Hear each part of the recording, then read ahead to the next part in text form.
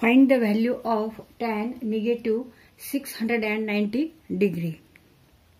Now here angle is negative 690, and we know that trigonometric ratio of negative angle when tan negative theta means equal to negative tan theta. तर तुम्हाला इथे हे पाठ हवं की tan negative theta means negative tan theta. Therefore tan negative 690 means negative tan 690 degree. इथे आपण 690 हे 720 वजा 30 किंवा 690 बरोबर 360 अधिक 330 याप्रमाणे हा अँगल लिहू शकतो.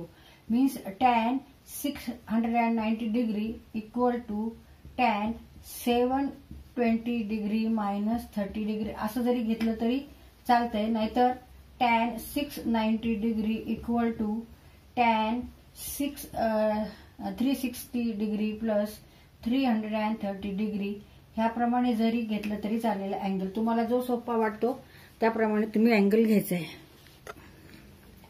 तर आपण 360 अधिक 330 घेऊ. Negative tan 360 means 360 degree plus 330 degree याप्रमाणे आपण अँगल लिहिला आहे. आता इथे हा अँगल घ्यायची गरज नाही, फक्त आपल्याला 330 घ्यायचं आहे. Negative tan 330 degree.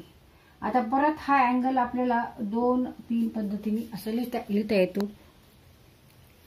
म्हणजे इथे आपण हा अँगल परत 360 वजा 330 असा घेऊन सुद्धा 360 वजा 30 याप्रमाणे सुद्धा आपण हा अँगल लिहू शकतो. किंवा 270 अधिक 60 डिग्री 270 डिग्री प्लस 60 डिग्री किंवा 360 मायनस 30 डिग्री. तर इथे आपण हा अँगल ह्या पद्धतीने घेऊ. 270 अधिक 60 equal to negative tan 270 degree minus 60 degree minus नाही तर प्लस होणार आहे. Plus negative tan 270 degree plus 60 degree. 270 अधिक 60 बरोबर 330 म्हणजेच निगेटिव्ह tan 270 म्हणजे 3π/2 प्लस 60 डिग्री.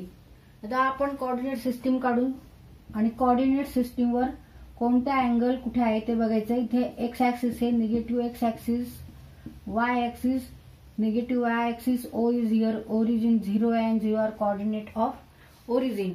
आता हा अँगल जो आहे tan 3π/2 प्लस 60 म्हणजे 270 प्लस 60 हा अँगल कुठे येणार आहे?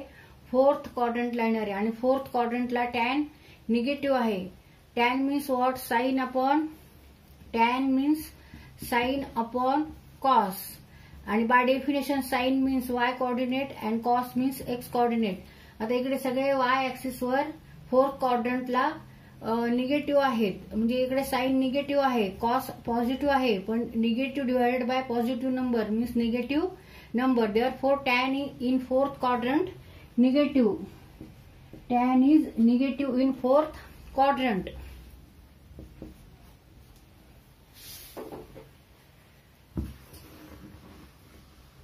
आता इथे आपल्याला फॉर्म्युला वापरायचा आहे.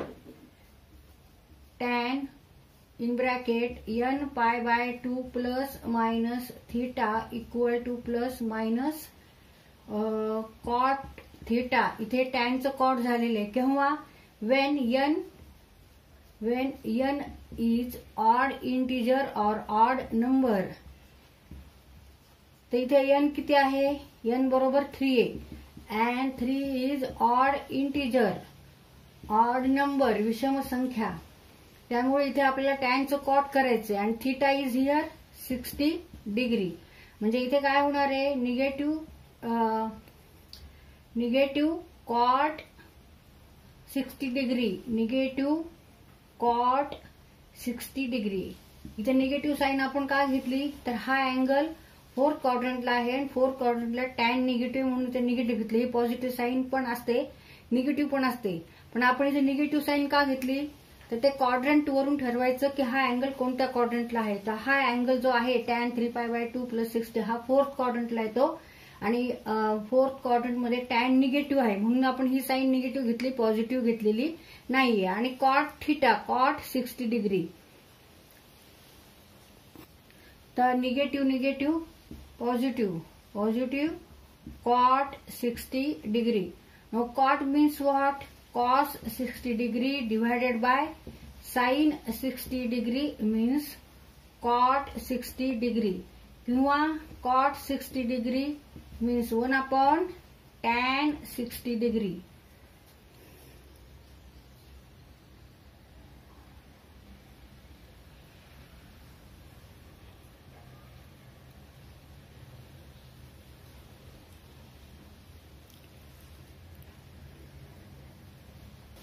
Cos 60 degree is 1/2 and sin 60 is √3/2. इथे 2 कट होतील.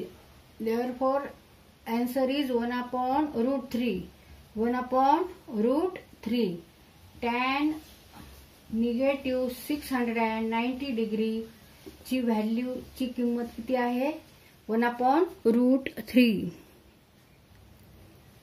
tan negative 690 degree equal to negative tan 90 degree equal to 1/√3.